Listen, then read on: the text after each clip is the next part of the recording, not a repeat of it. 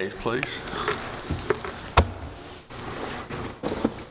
Blakele, Bakker, MD versus Chattanooga-Hamilton County Hospital Authority, DBA Erlanger Health Systems.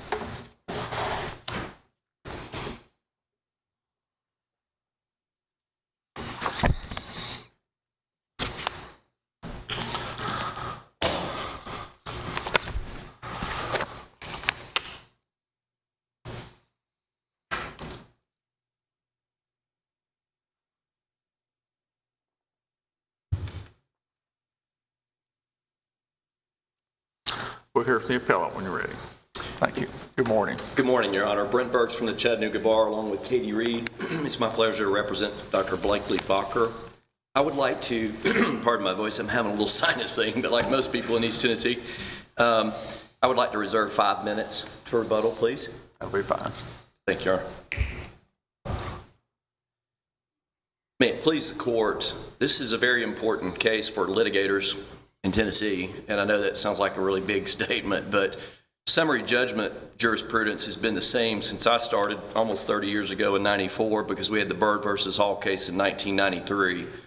And the law has always been that the moving party must come forward with evidence that there are undisputed facts and that they're entitled to judgment as a matter of law. And then the non-moving party then, it's just like a tennis match, we've all heard that analogy, then must come forward with countervailing evidence to show that there are disputed facts. And what the Appellee Erlanger Hospital is seeking to do in this court, in this case, is to ask the court to turn this on its head. A number of years ago, Rule 56 was changed in Tennessee to add 56.03, which added statements of undisputed facts by the moving party. Now, these are mandatory, if the court will remember. It's mandatory that the non-moving party, in this case, Dr. Bakker, must give a response to those statements. What is not mandatory under Rule 56.03 would be for the non-moving party to list statements of disputed facts. We did so in this case. Let me put the issue succinctly before the court. And succinctly in this case is not something that's really quick and short, but this court must decide whether, if a non-moving party, and if we passingly mention an issue or an element of a cause of action in a statement of disputed facts under 56.03, which was never raised as an issue for summary judgment by the moving party, can the trial court grant summary judgment on that issue? And the answer is a resounding no. And before I'm going to explain now for the next remainder of my time why that's the answer, I do want to point out this is a pure question of law for the court, so the standard before the court is de novo with no presumption of correctness. And I think perhaps the best thing that would help in this case for the court is a timeline. So Erlanger, or the appellee's motion for summary judgment, was filed February 8th, 2021. Oral argument was March 14th, 2022. The issue of notice, which is an element in any single slip and fall, or I prefer to call them premises liability cases, it would be an issue for trial. It was never raised in the motion for summary judgment by Erlanger Hospital. Not one mention of it. Not raised in their memorandum of law in support of their motion for summary judgment. Not raised in their statement of undisputed facts, which is mandatory under 56.03. Not raised in any reply brief. We did kind of a shotgun thing, and we said, here are some disputed facts, and we did list, and that's in the record. We said they're on notice of this. They created it, and we planned at trial to have an expert witness talking about what do we do with these pneumatic cords. Well, other hospitals, it's a $1 fix. Use a bungee cord, or you do something to get them out of the floor. Now, this is the chief resident doctor, and she's a specialist, and she's attending to her patients, and her feet get wrapped up in this thing, and she falls. She has a severe fracture. These are the facts, and this case is so important because, you know, my law firm and any good law firm, if notice is an issue, we're going to fight it. We're going to fight notice. And we never got that opportunity here, and that's not summary judgment law in the state of Tennessee, Your Honors. It was not raised at oral argument, and that's more so than it not being raised. Judge Hollingsworth straight up asked defense counsel about it. And I would love to read that because it's so incredibly important here. Now, this is March 14th, and Judge Hollingsworth says, he says, I've read some of the stuff. He said, the issues here are whether or not there's proof of a dangerous or defective condition and whether or not Dr. Bakker should have seen what was going on around her. And then he goes on, and this is at the trial record at page 20. He said, is notice an issue in this motion? This is the court. I looked through it quickly, and this is me, I say they've not alleged it. Mr. Stefanik, Your Honor, ultimately there are a lot of issues in this case, but this is where we're dealing with as far as summary judgment, where we have undisputed material facts. So he references his undisputed material facts, and they didn't mention notice there. The court, and I put this in bold in our brief because it's so important. Okay, all right, and notice, if necessary, notice would be contested at trial. Mr. Stefanik, yes, there would be. I mean, there are all the elements that would be the burden of the plaintiff to prove. The court, okay, but it's not part, it has not been raised in this motion. Mr. Stefanik, correct, Your Honor. That should be the end of this. And the court said, notice has not. I thought not, but I wanted to make sure I hadn't missed something. Okay, thank you. So between that time of oral argument, March 14th, 2022, and the time the court filed its order, May 25th, about 2.5 months, the best I can figure, the court forgot. And I'm not being critical. We're always here, challenging an error, alleged error of a court. And the court didn't probably have the transcript of the oral argument available when he did it, but I can't really fathom how this order came down. Now, the defendant, the appellee in this case, says, well, y'all interjected it. You made it an issue. So the only real case law on 56.03, and it's cited in our brief, is Holland versus City of Memphis, and that's a March 2003 case out of the Court of Appeals in the Western Section, Your Honors, and it really says these statements of facts are just roadmaps for the court. And the reason we started doing this, and I don't remember doing it when I started in 94, I don't know the exact year that we started, but sometime before 2003, was to make everything more concise for the trial court, to try to streamline the issues so that, the court wouldn't have to look at 8 issues if we really only need to look at 1 or 2. And another way of looking at it, I'm a plaintiff lawyer, I'm a lifelong plaintiff lawyer, and when I come to court in a trial case, yes, on a premises case, I have to prove duty, breach, causation, harm, plus notice. There are all these elements I got to prove, but at the summary judgment stage, we don't try our case. And that's how jurisprudence has always been in the state of Tennessee. This is an effort, and I'm being critical of Mr. Stefanik. This fell in his lap, and I'm sure he was excited. I would be. But this is turning it on its head. We had no chance to respond. And, what strengthens it is the fact that we don't even have to file a statement of disputed facts. We can just fight the motion. And quite frankly, perhaps I've never really had a case where we had a summary judgment where they didn't somehow fight notice. Maybe we shouldn't have mentioned it, but I never dreamed it would come to this. But it doesn't change Tennessee law that somehow the burden then shifts to us that we have to come forward with evidence when it's not an issue. I mean, how much stronger can you get, very respectfully, Your Honors, than the trial court asking all counsel in open court, or all officers of the court, is this an issue? No, it's not an issue before the court. At that point, they had filed their motion, they had filed their statement of non-disputed facts, we had filed all of our responses, and they had filed responses to even when we filed our responses, and it's incredibly important, after we filed that, if we messed up, they filed a response and said this is not relevant to the issues before the court. That's how they responded in their response to our statement of disputed facts. So that tells you the thinking at that time, up until the time that this court's order came out. So the court basically sua sponte granted a summary judgment on an issue that was not briefed or argued, in which the plaintiff appellant, in this case, had no chance to come forward with evidence, which we could have come forward with and would have.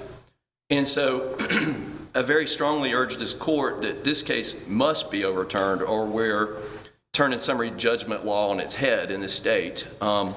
You know, you can imagine cases where you might have 6 or 8 or 10 elements that must be proved at trial, and summary judgment is an issue only for one issue. And that's why we streamline Rule 56 for judicial economy. And this would fly completely in the face of that. Final thought, I have 40 seconds. The appellee, in its brief, does not cite one case that says we can make an issue for summary judgment by bringing it up in our Rule 56.03 statement of disputed facts.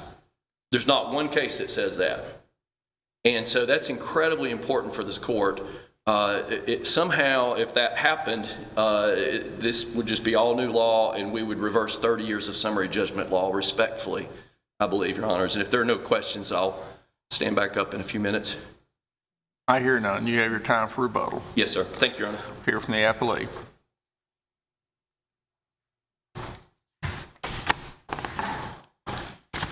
Good morning.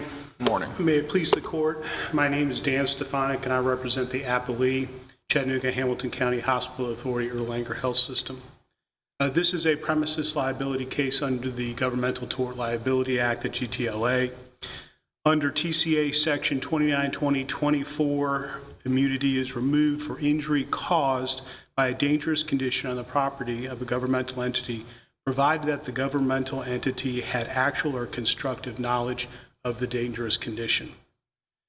The trial court in this case dismissed this case by summary judgment on the issue of notice. The issue of notice was raised by Dr. Bakker in response to Erlanger's motion for summary judgment. The trial court's summary judgment in favor of Erlanger should be affirmed because Dr. Bakker raised the issue of notice of a dangerous condition in her response to Erlanger's motion for summary judgment. And the trial court found no admissible evidence that Erlanger had notice of the alleged dangerous condition. Furthermore, the trial court should have granted summary judgment on 2 additional grounds. First, Dr. Bakker did not and could not demonstrate that a dangerous condition caused her fall. Second, Dr. Bakker was at least 50% at fault for her own injuries due to her own inattention, and as such, her claims are barred by the Tennessee's doctrine of comparative fault. These issues were raised in our response brief, but there was no reply filed to these issues in this appeal. The facts of the incident are primarily based on the testimony of Dr. Bakker. Dr. Bakker testified that when she entered the hospital room to check on a patient, the light was on. Attached to the foot of the bed was a sequential compression device. The device had pneumatic tubes that were connected to sleeves on the patient's lower extremities. Upon entering the room, Dr. Bakker was on the left side of the patient, and Dr. Bakker wanted to get to the right side of the patient to access a monitor. Dr. Bakker walked around the foot of the bed. Nothing obstructed Dr. Bakker's view of the floor. Dr. Bakker did not recall seeing any pneumatic tubing on the floor, and she did not encounter any pneumatic tubing on the floor as she walked around the foot of the bed to get to the patient's right side. Dr. Bakker then performed a physical examination of the patient and was aware that the patient was using a sequential compression device. After finishing the exam, Dr. Bakker then walked around the foot of the bed again. This time, the patient asked Dr. Bakker a question, and Dr. Bakker focused her attention on the patient and not where she was walking. Dr. Bakker testified that she felt a tug on her leg and she fell to the floor. She testified in her deposition that she did not remember seeing pneumatic tubing on the floor of the hospital room before, during, or after her fall. Dr. Bakker was taken to the emergency department of the hospital, and while she was in the emergency department, Dr. Bakker wondered about how she felt. In her deposition, Dr. Bakker testified that she did not recall seeing pneumatic tubes on the floor before or after she fell, and she wondered, assumed, and speculated after the incident that she tripped on cords or pneumatic tubes of the sequential compression device. First issue is whether the dismissal on the issue of notice was proper. Simply put, it was.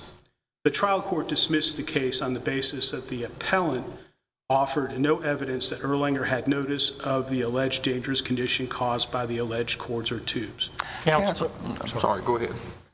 Excuse me for interrupting. What depositions were before the court on this summary judgment motion? The deposition of Dr. Bakker, portions of that deposition, that's what's before the court. Portions of the deposition? Yes, Your Honor. No other depositions? No other depositions. Any affidavits? There is an affidavit from Dr. Bakker where she contradicts deposition testimony that she gave. And that's one of the issues that I wish to discuss further here.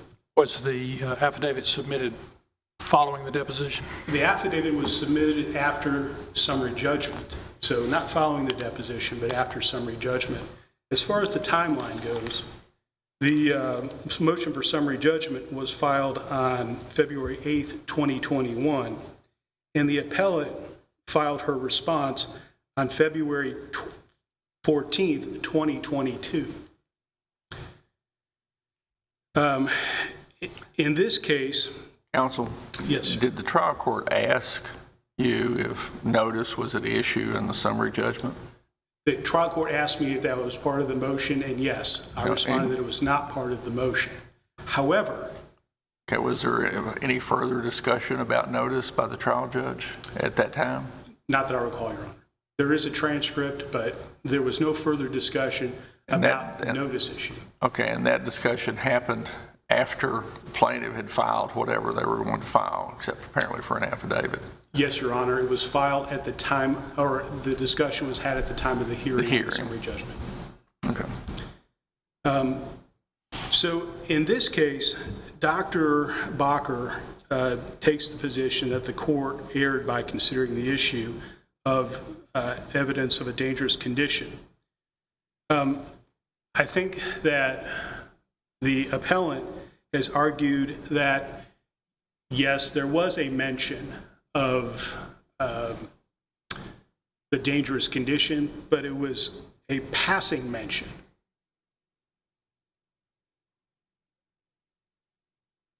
To the contrary, Dr. Bakker deliberately injected the issue of notice into the summary judgment proceeding and invited a ruling by the trial court on the issue.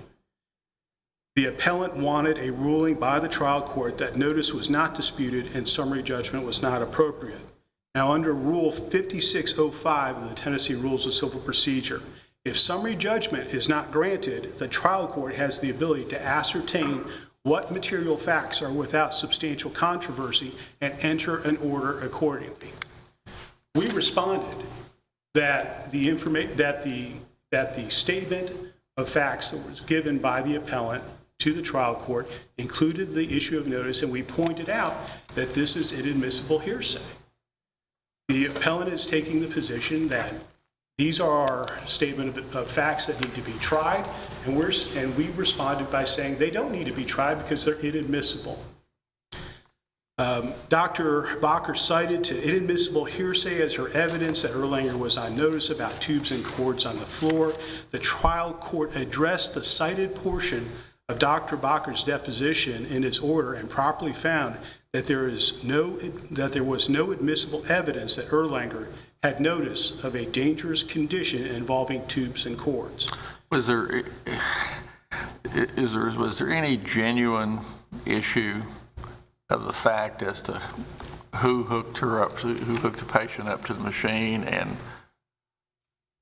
placed the cords wherever they were? Patient didn't do it, did they? Well, Your Honor, here's what we can. I'm sorry, patient didn't do it, did they? Well, here's the Your thing. Honor, just yes or no? Yes, did the patient do I it? think there is, and the reason being. You think the patient did it? No, Your Honor. The patient did not hook herself up. Okay, did the doctor, the plaintiff, do it? Not that we're aware, but here's the thing that did happen. Dr. Bakker went around the foot of the bed and did not encounter any tubes or cords on the bottom. Then she does a physical exam of the patient. Okay? And again, she claims that she tripped in tubes or cords, and she doesn't know which. Is it tubes or is it cords? They're different, they're managed differently, and all of a sudden there are tubes or cords there, but she doesn't see them. And there's no evidence that she has offered in opposition to summary judgment that there were tubes and cords on the floor. She said, I don't remember seeing them. So, in short, Did you offer any evidence that there weren't any tubes or cord on the floor? that Dr. Bakker was the one, I deposed Dr. Bakker, and that is the evidence that she gave. And we've satisfied our burden. I'm sorry, so your answer to my question is no. Other than the portions of the plaintiff's testimony, plaintiff's deposition that you put in, you presented no affidavits from nurses or anything saying, we don't know where the cords and tubes came from. Your Honor, as far as we know, based on Dr. Bakker's testimony, she didn't encounter any cords walking over to the right side of the patient. And then she testified that she thinks, she wonders, and she assumes she encountered cords on the way back around. Did she testify she felt a tug on her leg? That's what she said. Okay, That's so what she something, testified to. she did testify something, there was a tug on her leg. That's right. And, Okay. and whether, again, that's what she testified to, but she did not testify to seeing any tubes or cords.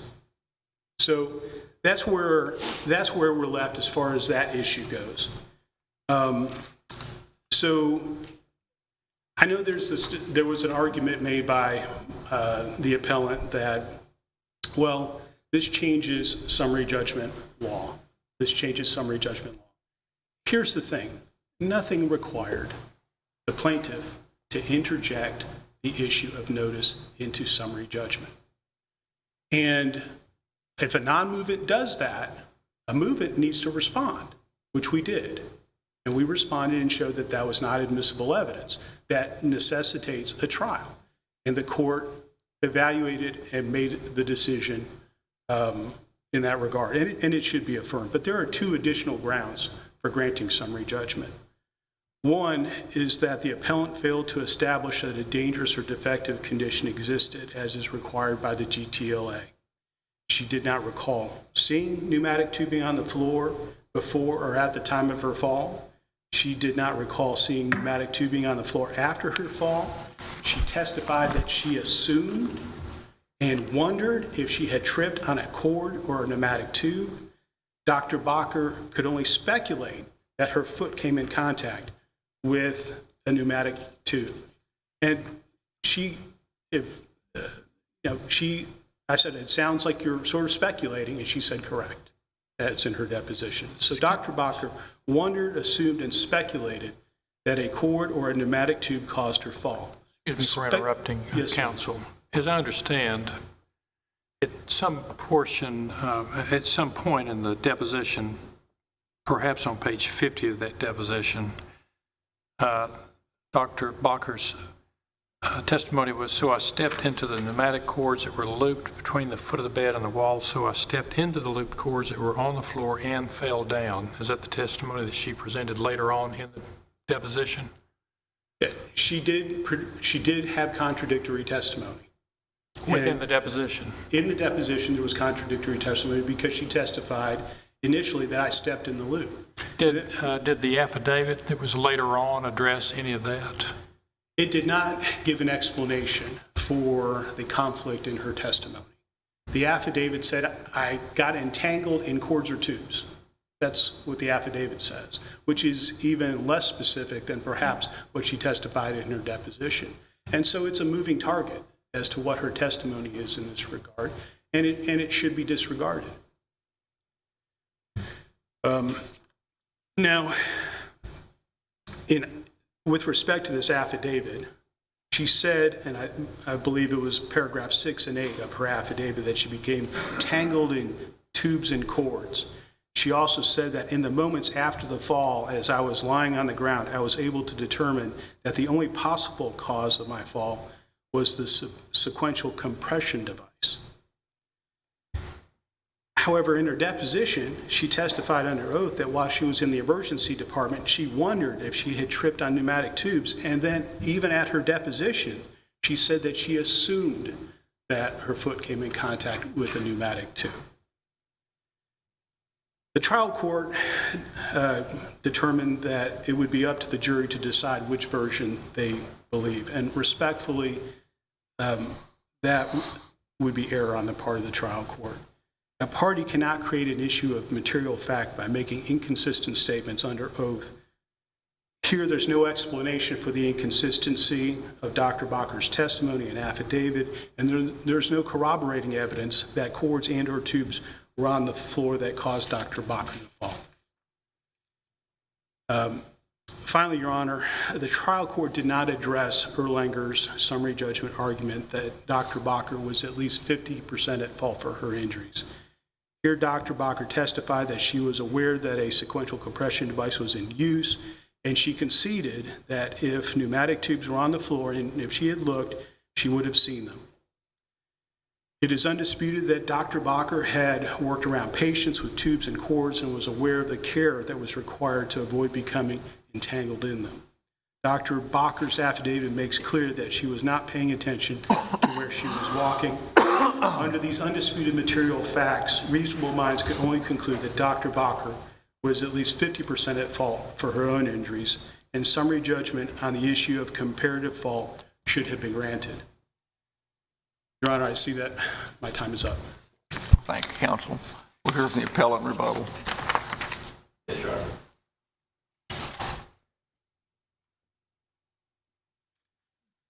May it please the court, Dr. Bakker's affidavit was filed with our response to the motion for summary judgment, which was over a year before oral argument, and I did want to point that out. As to, very briefly, this issue about the statement of disputed facts, we filed that February 14th, 2022 with our response to the motion for summary judgment. The defendants filed a response to our statement of disputed facts on March 3rd. Oral argument was March 14th. What they put in their response to our statement of disputed facts is incredibly important also, Your Honors, and that's part of the record. We did say, we said the defendant was aware of the need to cure this problem. As part of their answer, they say, the above allegations are irrelevant and immaterial to the issue of whether a dangerous or defective condition existed and or caused plaintiff's injury and are not an appropriate basis to deny summary judgment. We then say they created this unreasonably dangerous condition and therefore were aware of it. They gave the same response. And the reason I want to point that out is everything they did in this case said, notice isn't an issue. They were screaming it from the rooftops. And, you know, if I messed up by, you know, just touching on it, sort of in a shotgun approach in our statement of disputed facts, it shouldn't overturn 30 years of jurisprudence in the state on summary judgment law, Your Honors. Very respectfully. But the oral argument trumps all of that. When you say it's not an issue and you tell the court there, as an officer of the court, I mean, we're under oath, right? And it's in the record. And so the court erred because he must have forgot, quite frankly, between that period of time. We cannot interject it. There's not one case that says that. I've really not touched on, because the court got it right, this issue of the dangerous and defective condition. But you'll see in the court's memorandum of opinion, Your Honors, not just the affidavit, but in the deposition itself, and Judge Hollingsworth on page 2 of his order says, in that same deposition, Dr. Bakker stated on page 50, line 23, so I stepped into the pneumatic cords that were looped between the foot of the bed and the wall, and then I stepped into the loop cords that were on the floor and fell down. And any contradiction goes to the weight, and it's for the trier of fact. That's always been the law in Tennessee. And then let me add to that, the affidavit does not contradict that. It further clarifies that. It says, at the time I started my fall, I didn't know. And she says that very clearly. But as I'm laying there, she says, what I meant to convey was at the very moment of my fall, I did not know the cause of my fall. I only knew in that moment I felt a tug. In the moments after the fall, as I was laying on the ground, I was able to determine the only possible cause of my fall was the sequential compression device. So she further clarified. She didn't change her testimony. And affidavits are used every day, every week in summary judgment law, and they're competent evidence. And I would also respectfully state that any differences there are for the trier of fact. And that's what Judge Hollingsworth thought.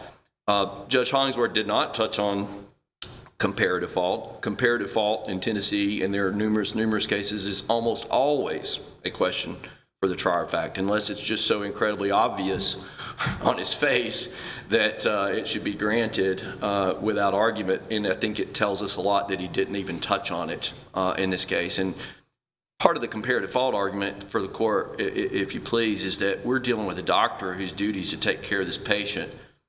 This is not a shopper at Walmart who's being absent-minded and looking at, products and not watching her feet. She's going to leave the room, as the testimony is, and this is a high-risk pregnancy patient she's taking care of, and the patient calls out to her and needs her help. And she says, I turned, and my focus is on the patient. And I think that's all part of the comparative fault, and I think that's why Judge Hollingsworth, those facts are before Judge Hollingsworth, and I think he thought this is not really an issue. Could she have some comparative fault? Possibly, but the circumstances have to be taken into account there. And so, but the main issue here, Your Honor, the 99% issue is this Rule 56.03, and do the plaintiffs of this state now have to fight every single issue, even if it's specifically told to the court it's not an issue for summary judgment, through their pleadings, their motion, their statement of non-disputed facts, and then verbally in open court as an officer of the court. And respectfully, I would say, no, that's not the law of Tennessee. It never has been the law of Tennessee, and it should not be the law of Tennessee, very respectfully. Any questions? I hear none. Thank you. Court's thanks to counsel from both sides. We appreciate your arguments and your briefs on this morning.